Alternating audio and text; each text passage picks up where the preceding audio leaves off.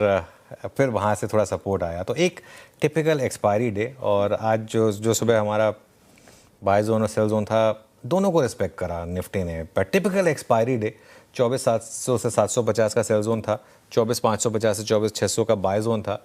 दोनों में आया निफ्टी और दोनों में रिवर्स ट्रेड प्ले आउट हुई। एक टिपिकल ऑप्शन राइटर का जोन। बैंक निफ्टी ने आज आउट परफॉर्म किया। बैंक निफ्टी में रेंज वाली ट्रेड नहीं प्ले आउट हुई। बैंक निफ्टी एक अभी भी एकदम डे हाई के काफ़ी करीब है। तो ये एक अच्छी चीज़ है बैंक निफ्टी में, एटलीस्ट एक सबसे बड़े इंडेक्स में आउट परफॉर्मेंस है।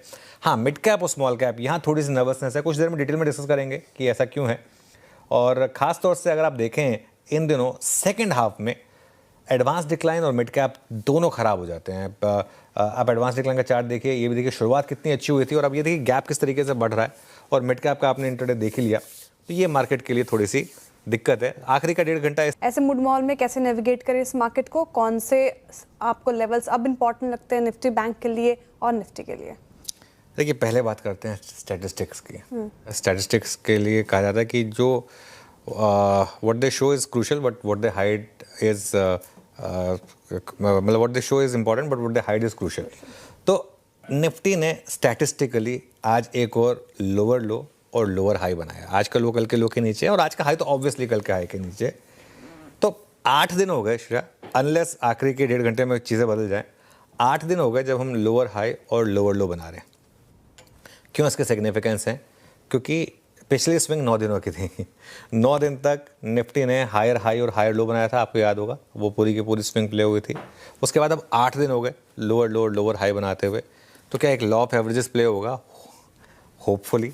और एक और चीज़ रही है, अगर आप पिछले 2 दिनों का लो देखें ना, वो कोई डिसाइसिव लो नहीं है, वो ऑलमोस्ट सेम रहा है। जो आप देखें, अगर पिछले 2-3 दिन का लो अगर 24,629, 24,606, आज 24,594, उससे पहले क्या हो रहा था? 25,027, 24,878, उससे पहले 25,286। तो वो कैंडल्स जो लो थे वो काफ़ी दूर दूर थे। अब पिछले जो 2-3 दिन के लोज हैं वो मोर और लेस 24,600 के आसपास रहे, गिव और टेक 5-6 पॉइंट्स। 24,600, 24,600, 24,600, ये मोर और लेस एक सॉर्ट ऑफ लो रहा है।